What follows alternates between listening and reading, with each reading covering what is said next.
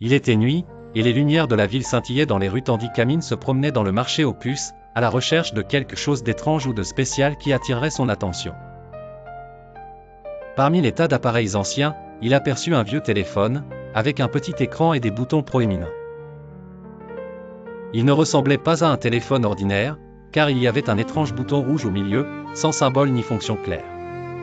Le vieux vendeur, un homme portant un manteau usé et au visage mystérieux, regarda Amine avec un léger sourire. « Vendeur, ce téléphone ? Je ne sais pas d'où il vient, mais il n'est pas comme les autres. »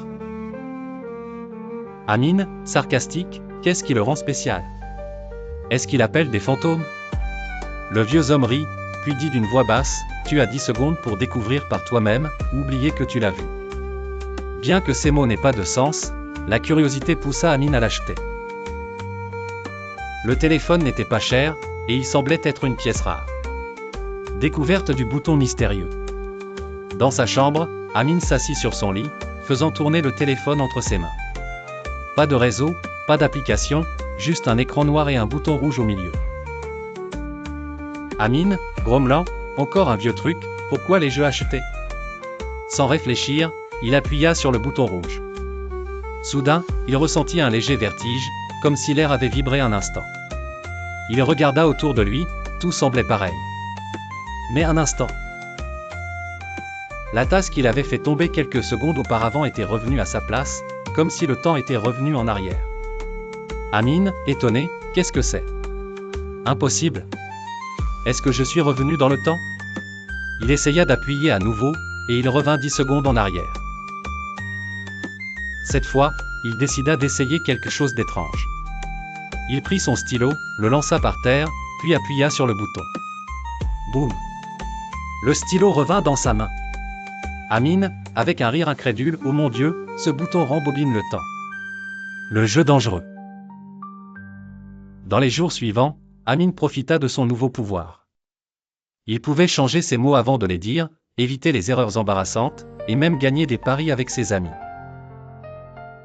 Mais un jour, alors qu'il marchait dans la rue, il décida d'appuyer sur le bouton pour voir ce qui arriverait aux gens autour de lui.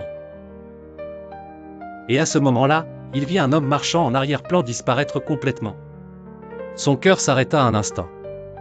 Il regarda autour de lui, les gens étaient toujours là, les voitures passaient, tout semblait normal, sauf que cet homme avait disparu comme s'il n'avait jamais été là.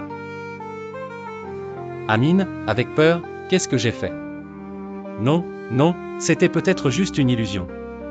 Il essaya de rembobiner le temps à nouveau, mais chaque fois qu'il le faisait, il remarquait de petits détails qui changeaient, une couleur de mur différente, un arbre qui n'était pas là auparavant. Un enfant se tenant à un nouvel endroit, comme si le monde était réarrangé de manière erronée chaque fois qu'il appuyait sur le bouton. Puis il remarqua autre chose, sa fenêtre, qui était fermée il y a quelques secondes, était maintenant ouverte. L'horreur commence. Amine se tenait là, perplexe, son cœur battant la chamade.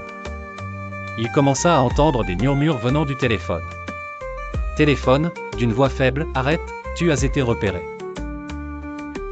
Amine recula, regardant le téléphone avec étonnement. Il n'y avait personne dans la pièce, mais il sentait qu'il y avait quelque chose qui l'observait.